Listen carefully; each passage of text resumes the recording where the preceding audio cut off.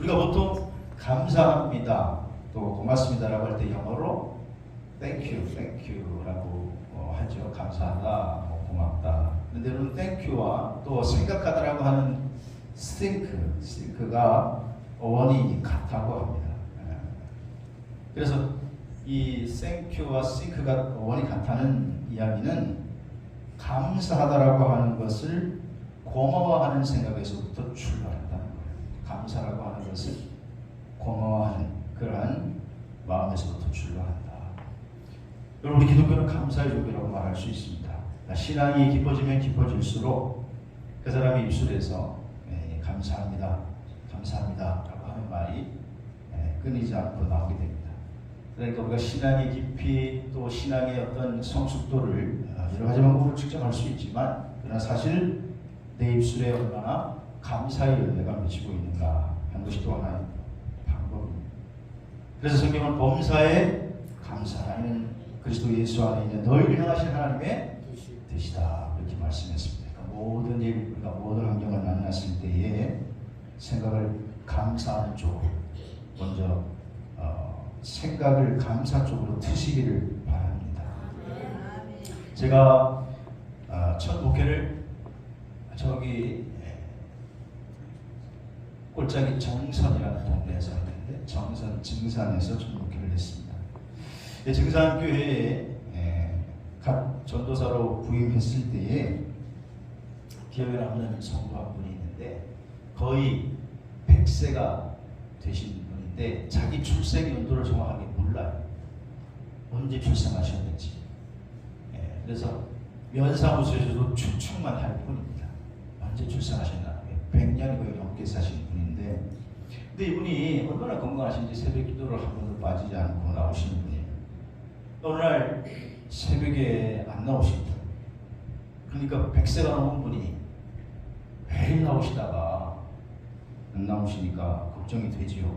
혹시나 돌아가셨나, 간밤에 또 무슨 일이 있나. 그리고 이제 아침 식사 후에 권사님 집에 신방을 가셨습니다. 그랬더니 권사님이 이쪽 왼팔에 기부술을 하고 있는 거예요. 그래서 아유 권사님 이게 왜 그러냐고. 이제 잘 안 들리시거든요. 권사님 왜 그러세요? 그랬더니 웃으시면서 새벽 기도 가다가 넘어져서 팔이 부러졌다는 거예요. 그래서 기부술을 했다는 거예요. 그래가지고 목회 경험이 없는 그때 전도사 시절에는 마음에 긴장감이 드는 거예요. 우리 권사님이 다른 것도 아니고 새벽 기도 오다가 이게 넘어져서 팔이 부러졌으니 시험 들겠구나. 그런 생각이 들고 제가 아이고 권사님 어떻게 해요? 그랬더니 아이고 전도사님 감사하죠. 무슨 말이냐 했더니 다리가 부러지면 교회도 못 갈 텐데 그런데 팔이 부러진 게 얼마나 감사하냐고. 그 순간 아유 제가 당황해가지고 그래도 불편하잖아요. 그랬더니 전도사님 오른팔도 아니고 왼팔이 부러진 게 얼마나 감사해요. 오른팔이 부러졌으면 밥도 못 먹을 텐데. 그러면서 오히려 전도사님 감사해요. 그래가지고 제가 권사님이 목회하는 게 낫겠다 그런 생각이 들었는데, 신앙의 성숙도는 감사로 보는 겁니다. 우리가 이렇게 생각할 수도 있잖아요.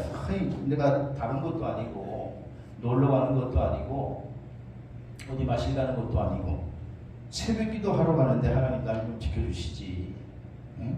왜 넘어져서 팔이 부러지게 하시냐고 이렇게 불평할 수도 있는데, 이 백필돌 권사님, 이름도 아니죠. 조국 가면 제일 먼저 찾아보고 싶은데, 이 백필돌 권사님은 다리도 아니고 또 오른팔도 아니고 왼팔이 부러졌으니 얼마나 감사해요, 전도사님. 이 권사님은 그냥 늘 입에 그냥 감사를 달고 살아요. 사실 우리가 마음에서부터 생각에서부터 감사를 지키지 않으면 감사하기 어렵습니다. 그래서 잠언 4장 23절에 모든 지킬 만한 것 중에 더욱 내 생명의 근원이 예선함이니라. 이렇게 말씀하고 있습니다. 그러나 여러분 앞으로 여러분이 만나는 모든 일, 또 모든 생각 속에 감사 쪽으로 방향을 트시기를 바랍니다. 감사 쪽으로 방향을 트시기를 주의 이름으로 축원합니다. 시편 100편사들을 보면 감사함으로 그의 문에 들어가며 찬송함으로 그의 궁정에 들어가서 그에게 감사하며 그의 이름을 송축할지어다. 그랬습니다. 여러분, 우리가 하나님 앞에 나갈 때 기본 자세가 뭐냐? 여러분, 오늘 저 교회 문을 열고 이 성전 안으로 들어오셨는데 그때에 어떤 마음으로 들어오셨는지 모르겠어요. 감사한 마음으로 들어오셨는지 모르겠어요.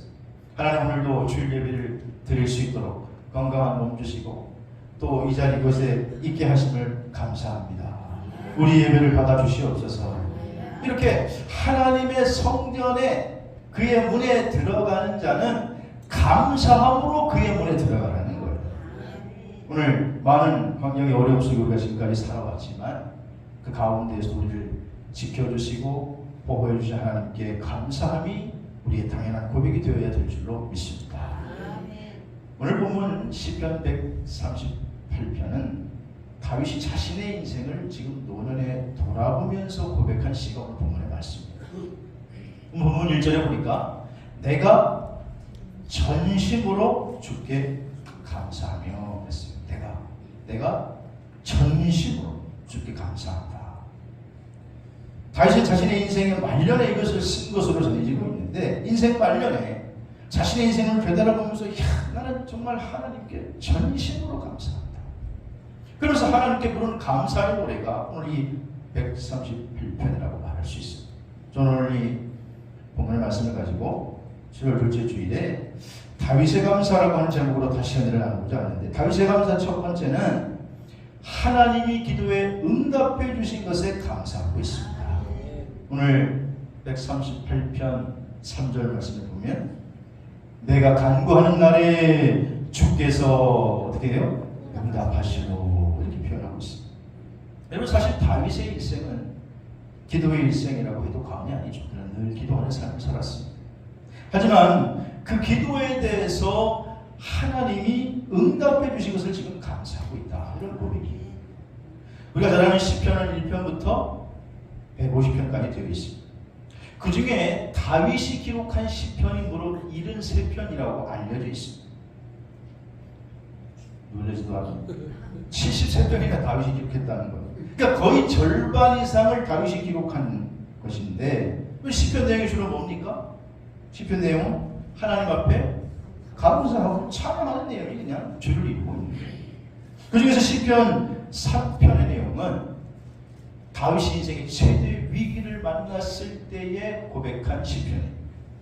BC 979년 경이라고 추측이 되는데 압살롬이 반역을 일으켰어요. 압살롬이 누굽니까? 다윗의 사랑하는 아들입니다. 많은 아들 중에서 특별히 사랑하는 아들인데, 다윗이 예루살렘을 떠나서 지금 예루살렘에서부터 쫓겨나와서 지금 도망다니고 있는 그런 신세가 되었어요. 왜냐? 적군에 의한 것도 아니고 또 다른 장군이 쿠데타를 일으킨 것도 아니고 자기 가장 사랑하는 아들 압살롬이 반역을 일으켜서 도망가는 신세가 되었어요. 그것도 맨발로 허겁지겁 도망가는 신세가 됩니다. 그런데 그때 말이에요, 다윗의 마음이 어땠을까요? 그런데 여러분, 놀랍게 다윗의 시편 3편에서 고백하기를 이렇게 고백합니다. 시편 4편 6절에 보면 뭐라고 고백합니까? 천만인이 나를 에워싸칠지라도 나는 두려워하지 아니하리로다. 그래, 내가 지금 도망가는 신세가, 비록 아들에 의해서 쫓겨 도망가는 신세가 되었어. 천만인이 나를 에워 지쳐가라. 나는 두려워하지 않는다. 나는 내 기도에 응답하시는 하나님을 믿기 때문이다. 자신의 전 생애를 되돌아보면서 고백한 시가 또 시편 9편에 있는 말씀인데요. 시편 9편 1절에도 보니까 다윗은 이렇게 고백합니다. 시작. 내가 전심으로 여호와께 감사하며 주의 모든 기이한 일을 전하리이다. 아멘. 이렇게 고백해요. 그러면 오늘 본문의 다윗은 하나님의 어려운 여건, 하나님의 어려운 여건 가운데에도 기도할 때에 그 기도에 응답해 주신 것에 대해서 다윗이 지금 감사하고 있는 거예요. 오늘 이런 다윗의 감사가 저와 여러분의 감사가 되기를 주의 이름으로 축복합니다. 역대하 20장의 말씀을 보면 남유다 4대 왕이 여호사밧 왕이 나옵니다. 여호사밧 왕이 일생일대 위기를 맞이했습니다. 적군이 쳐들어왔는데 모압 자손, 암몬 자손, 세일 자손들이 다 연합해가지고 연합군을 형성해서 유다를 치고 들어왔습니다. 그 여호사밧이 아무리 이 연합군을 상대하려고 해도 상대할 능력이 없어요. 벌써 병력 수에서 게임이 되지 않고, 그리고 그들의 전력도 뭐 상대할 수가 없는 거예요.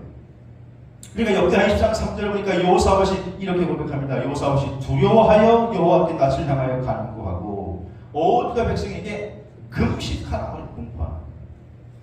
금식하라고 명령을 내립니다. 그리고 하나님께로 낯을 향하여 기도하죠.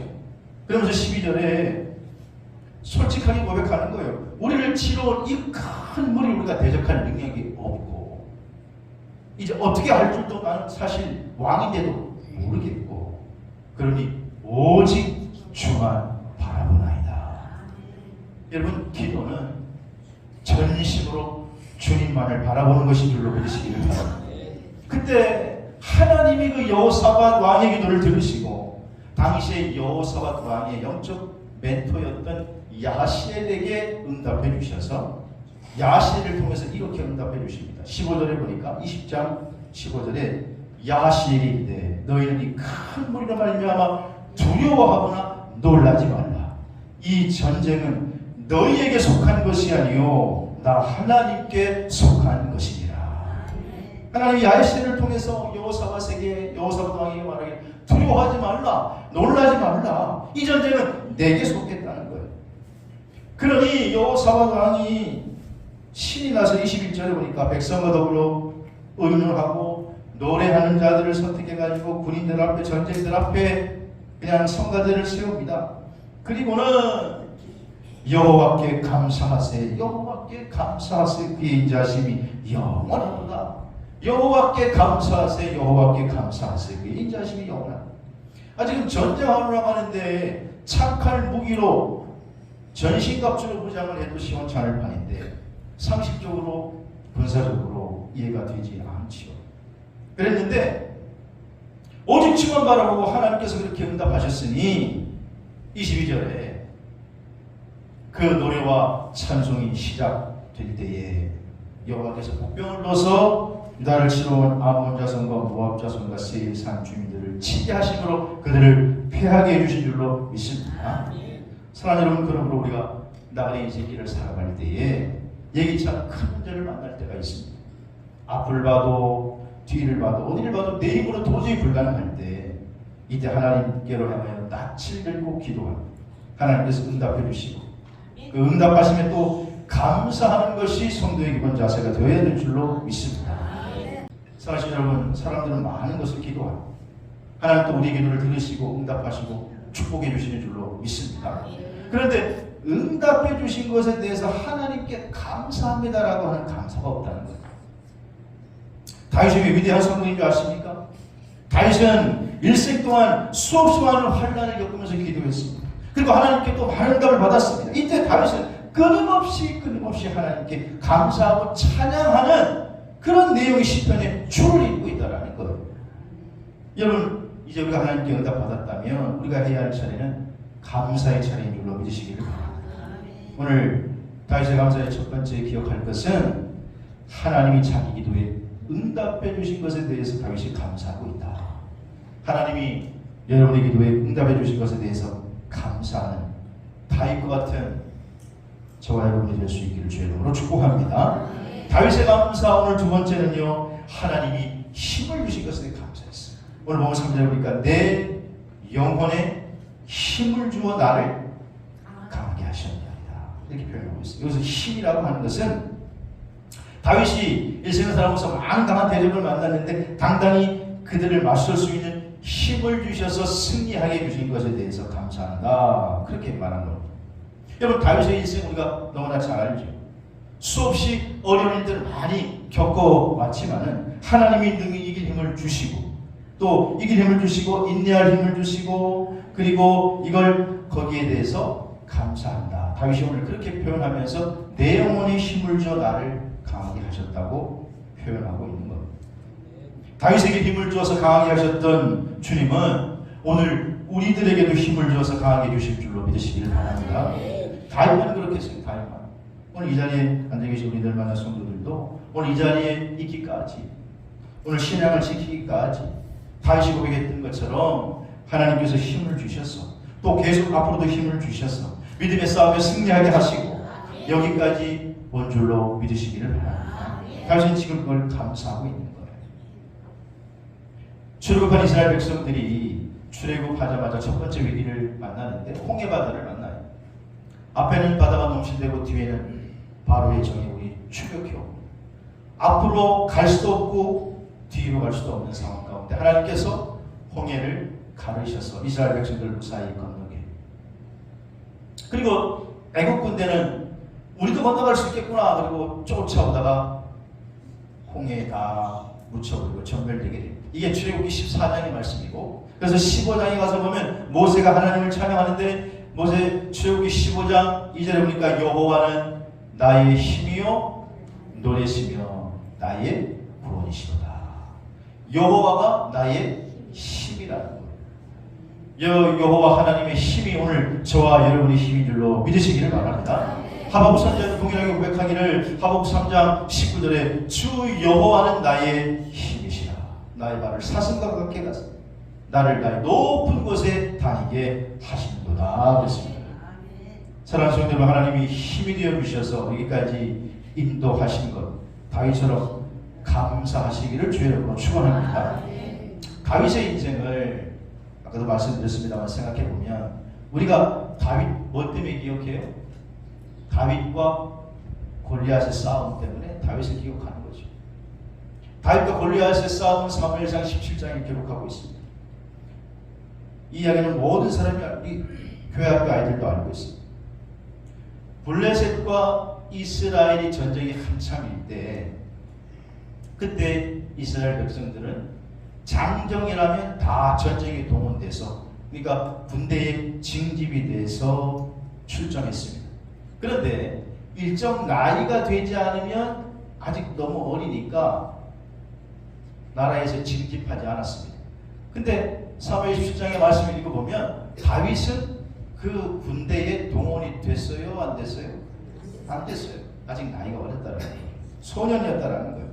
형들은 징집이 돼서 나갔습니다. 근데 이 아버지 이새가 형들의 안부가 너무너무 궁금하니까 다윗 보고 형들 잘 있는지 가서 좀 살펴보고 오라는 거예요. 그러니까 다윗이 전쟁터에 싸우러 간 게 아니라 형들 안부를 물으러 간 거예요. 안부가 걱정돼서 간 거예요. 근데 상황이 어떠냐? 가보니 블레셋의 한 장수가 나와서 이스라엘을 향해서 호령호령 치는데 야 우리가 다 싸워서 희생할 필요가 뭐가 있느냐. 너희 가운데 장수 하나만 나오고 우리가 장수 하나만 나와서 겨루자. 그래서 우리가 이기면 우리가 다 너희의 너희가 다 우리의 노예가 되고 우리가 지면 다 우리가 너희의 노예가 되면 되지 않느냐. 그러면서 협박하고 그냥 설득하고 하는데 사람들이 보는 눈이 있으니까 골리앗을 보니까 싸울 마음이 없는 거예요. 그러니까 누가 나와 싸워야 되는데 싸우지를 않으니까 골리앗이 나중에 얘기를 하다가 설득을 하다가 안 되니까 모욕을 합니다. 야 그거밖에 안 되냐? 그거밖에 안 돼? 그래서 모욕을 하는데 살아계신 하나님을 모욕하기를 며칠을 모욕했다 그랬나? 며칠을 모욕했다 그래요? 40일 동안을 주야로 그냥 얘기했는데도 엄두가 안 나니까 싸우지를 못하는 거예요. 엄두가 안 나니까. 그런데 딱 가서 보니까 사무엘 17장 26절에 다윗이가 듣고 아이 저 블레셋 사람이 누구기에 살아계신 하나님의 군대를 모욕하냐. 그리고 자기가 나가 싸우겠다 그러니까 야야야 아서라 그리고는 말리지요. 근데 나중에 결국 사울왕이 자기가 나가 있다고 자원하니까 싸울 사람이 없으니 그래 니라도 가서 희생이 되면 그러면 어린 아이가 죽는 것을 보면 이스라엘 군사들이 의분을 일으킬 거 아니냐. 아마 사울이 좀 이렇게 머리를 굴렸던 것 같아요. 그래가지고 네가 또 한번 나가봐라. 그래가지고 자기가 입던 투구를 쓰고 나가게 했는데 아니 이 투구가 맞아야 말이죠. 전쟁에 징집되지도 않는 나이인데 그게 맞겠냐고 말이에요. 그러니까 막대기 하나 가지고 또 자기가 놀던 물맷돌 가지고 나가는 거예요. 그러면서 막대기 질질 끌고 나가니까 블레셋이 처음에 블레셋 장수인 골리앗이 방패를 들고 나온다. 방패를 뭐가 하나 나오니까 야 40일 동안 안 나오다가 대단한 놈이 나오나 보다. 그리고 방패를 들고 막 막으면서 앞으로 가는데 보니까 조그마한 아이가 막대기 끌고 나오니까 골리앗이 하도 어이가 없어가지고 껄껄껄껄 웃으면서 야 내가 강아지인 줄 아냐 이놈아. 껄껄껄 웃다가 얼마나 웃었는지 투구가 훌러덩 벗어지는 거예요. 원래 이게 투구랑 중무장을 하고 전쟁을 하잖아요. 얼마나 막 웃었는지 투구가 훌러덩 벗어진 틈에 다윗이 너는 칼과 창과 단창의 힘으로 싸우거니와 나는 만군의 여호와의 이름으로 싸우노라. 그리고 휙휙 해서 네가 나를 골리냐? 그럴 때 골리앗을 향해서 야 골리앗 던지니까 방 맞고 그냥 죽은 거죠. 그런데 여러분 이건 다윗이 한 게 아니에요. 하나님께서 다윗에게 힘을 주셔서 그 중무장하던 골리앗이 투구가 벗어지게 되고 그리고 거기에 정면으로 이마에 박히니 그러니 삼척인 이게 3m나 되는 골리앗이 한 방에 쓰러지게 된 줄로 믿습니다. 근데 다윗이 지금 자기 인생을 회상하면서 그 모습을 떠올려보면서 되돌아보면서 하나님 앞에 감사하는 야 그때 다윗도 지금 와서 돌아보니 내가 그때 제정신이었나. 그런데 하나님이 나에게 힘을 주셔서 이기게 하셨다는 거예요. 하나님이 힘을 주셔서. 사랑하는 얼마나 가지고 여러분 오늘 이 자리에 앉아서 하나님 앞에 감사의 예배를 드릴 수 있는 건 하나님이 힘을 주셔서 여기까지 오신 줄로 인정하시면 아멘 하십니다.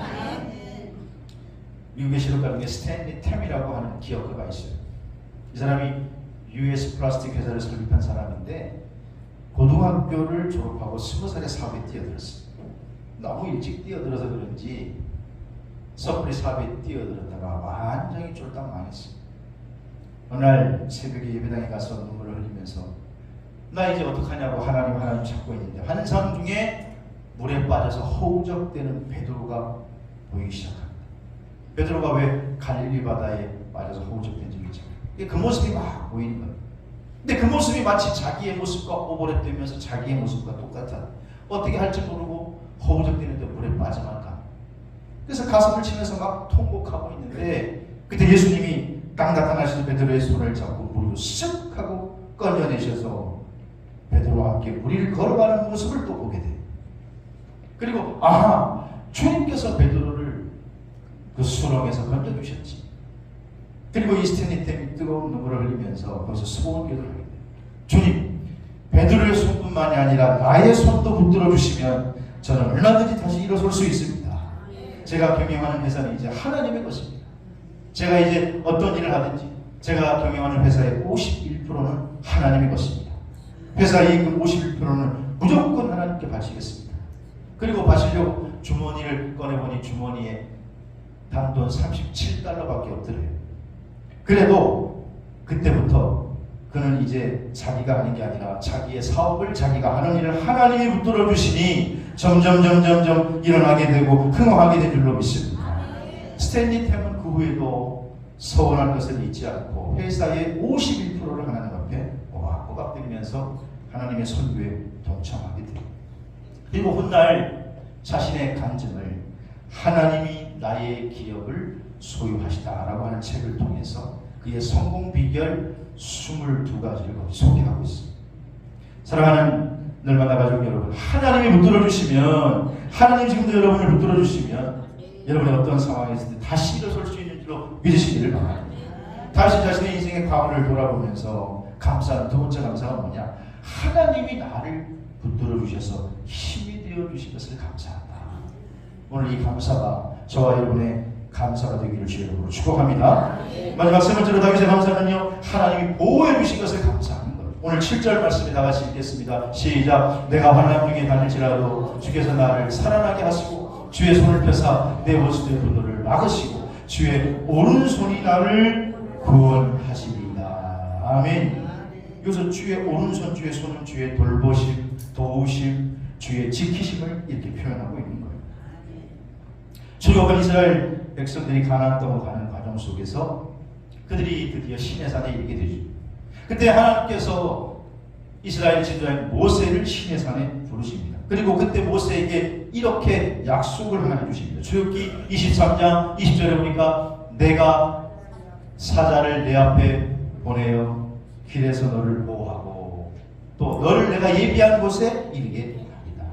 내가 사자를 먼저 네 앞에 보내겠다라는 거예요. 네 혼자 가는 게 아니고 네가 가는 길에는 항상 네 앞에 먼저 사자를 먼저 보내겠다라는 거예요. 그래서 그 사자가 네 길을 인도하며 보호하며 인도할 거야. 그러니 네가 그 길을 따라가기만 하면 돼. 결국 40년 광야길을 가는 동안에 하나님 백성 히브리 민족은 먹을 것 또 마실 것이 없어서 죽은 것이 아닙니다. 하나님의 보호와 약속은 그들에게 그대로 이루어진 줄로 믿습니다. 베드로 사도 편지하기를 베드로전서 1장 5절에서 이렇게 고백합니다.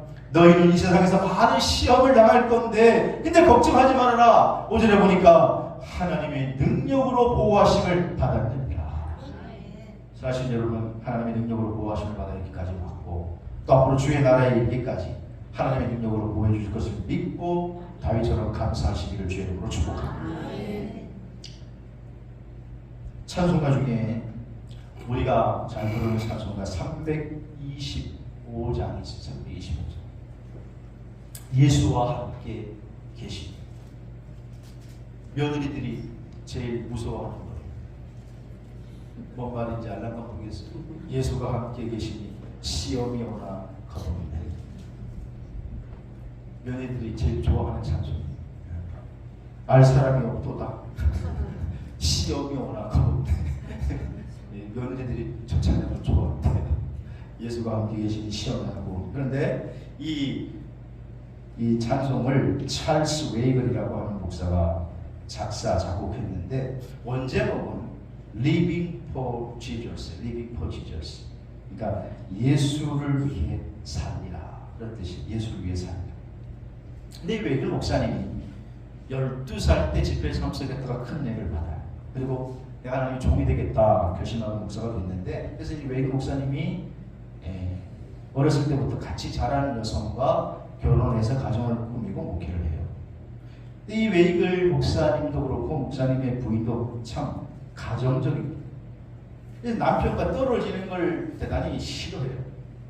근데 이 당시에 웨이글 목사가 사역할 당시에는 주로 우리처럼 이렇게 막 예배당이 있어가지고 모여서 예배를 드리는 게 아니고 그때는 옛날이니까 주로 순회 전도예요. 돌아다니면서 전도를 하고 돌아다니는 거예요. 그러니까 한번 전도하러 나가면 어떻게 몇 달씩 집을 비워야 되는 거예요. 그러니까 몇 달씩 집을 비우니까 부인은 이걸 힘들고 못 견뎌하는 거죠. 그 부인이 견디다 못해가지고 결국은 난 더 이상은 당신이랑 못 살겠다. 그리고는 이혼을 단행하고 떠나버리고 말아요. 이 웨이글 목사는 아내와 하나뿐 딸을 사랑했는데 이 떠나가게 되니까 사명을 감당해야 되겠고 깊은 좌절감 속에 빠지게 돼요. 그리고 이렇게 살아서 뭐하고 그리고 죽음을 결심을 하고 그리고 투신 자살을 하려고 비스케이만이라고 하는 해변 바위에 올라갑니다. 그리고 거기에서 몸을 다니는 순간에 갑자기 주의 음성이 들려요. 지금까지 너를 돌본 내가 너의 앞날을 돌보지 않겠느냐? 지금까지 너와 함께해서 너를 돌본 내가 너의 앞날을 돌보지 않겠느냐? 그런 벼락 같은 하나님의 음성이 들려오게 될 때에 이 웨이글 목사 그 자리에서 꼬꾸라지게 됩니다. 그리고 웨이글 목사가 쓴 글이 예수가 함께 계시니 시험이 오나 겁없이 기쁨의 근원 되시는 예수를 위해 삽시다. 사랑하신 여러분, 전능하신 우리 주님은 항상 여러분과 함께 계시는 줄로 믿으시기를 바랍니다. 우리 주님께서 마지막 승천하실 때 뭐라고 말씀하십니까? 마태복음 28장 20절에 세상 끝날까지 내가 너희와 항상 함께 있으리라. 여러분, 세상 사람들은요 일이 잘 되는 걸 보통이라고 하죠. 내가 시작한 사업이 잘 된다든가 자녀가 출세한다든가 좋은 학교를 간다든가 그런 세상 사람들은 복 받았네. 자네 인생은 어떻게 그렇게 형통하는가? 그러나 성경이 말하는 형통은 조금 달라요. 창세기 39장의 배경을 보면 요셉은 애굽의 노예가 됐습니다. 하루아침에 형제에게 배신당하고 보디발 장군 집에 노예로 팔려갔습니다. 망해도 그렇게 망할 수가 없습니다. 사랑받던 채색 옷을 입던 아들에서 하루아침에 노예가 되고 남의 가정에 종이 됩니다. 철저히 망한 거죠. 근데 성경은 그때 여전히 노예인 신분인데도 창세기 39장 2절에 보니까 여호와께서 요셉과 함께 하심으로 그가 뭐예요? 형통한 자가 되었다라는 거예요. 그의 주인 애굽 사람이 집에 노예로 있는데 하나님은 요셉 보고 형통한 자라는 거예요. 왜냐? 하나님이 함께 하시면 병이 낫는 것도 시간 문제고, 하나님이 함께 하시면 다시 일어서는 것도 시간 문제고, 하나님이 함께 하시면 닫힌 문이 열리는 것도 시간 문제인 줄 믿으시길 바랍니다. 요셉은 지금 자기 신분을 철저히 망했지만, 그러나 그것이요, 하나님의 입장에서 보면 애굽의 거대한 총리가 되어가는 하나의 과정이었기 때문에, 자기의 가족 70명을 살리는 과정이었기 때문에, 아니 애굽 백성들을, 전체 백성들을, 고대 근동의 백성들을 기근에서부터 살리는 과정이었기 때문에 하나님은 요셉이 형통한 자라는 거예요. 그런 거 생각하시는 분 기억합시다. 우리가 남은 인생을 살아가는 동안에 내 길을 보면 지금 너무너무 힘들고 너무너무 날마다 엄청나게 힘든 일을 만났다고 생각할 수가 있어요. 하지만 분명한 것은 하나님이 함께 계시면 그 길이 형통한 길로 이어질 줄로 믿으시기 바랍니다. 오늘 다윗은 자기의 이제 노년에 138편을 썼어요. 하나님께 너무 전심으로 감사하는 거예요. 그 감사가 뭐냐? 하나님 네 기도에 응답하신 것이 감사하고, 하나님 나에게 힘이 되어주신 것이 감사하고, 항상 나를 불꽃 같은 눈으로 지켜보호하신 것을 감사하고, 나를 구원해 주셔서 감사하다. 이 감사가 저와 여러분의 감사가 되기를 주의 이름으로 축원합니다.